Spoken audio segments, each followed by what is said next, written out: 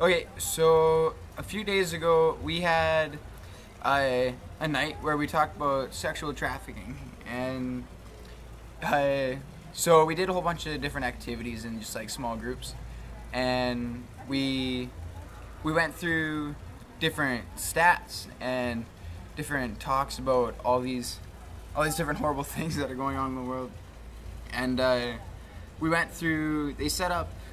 It's kind of like a play where you go through this house, and it's called the House of Horrors, where you go through and you walk through this like 3D play, and you see all these horrible things that are happening to these women and children. And at the end of the night, I found myself getting super angry. I was so angry. I was just like, all right, I'm leaving, and I left. And I was like, I'm gonna go yell. Like, I just need to get this out. And so I went to like the top of this dirt hill, and I was like, all right, I'm just gonna let it out. And I went to go yell, and I just couldn't. Like, I don't know what was happening to my lungs or something. But I couldn't yell, and I let out a giggle, and then I don't know. I just I fell to my bum. And I looked up, and there was all these stars, and it was beautiful. But I was actually really mad that I couldn't yell.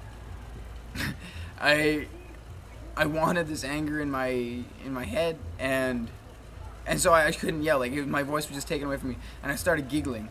I started just like making these funny noises, and I was giggling, and I was just like, what the heck? Like, I just want to yell, Lord. let me just, I don't know, get mad. And what popped in my head was the story of Jonah, and it was when Jonah actually got to Nineveh.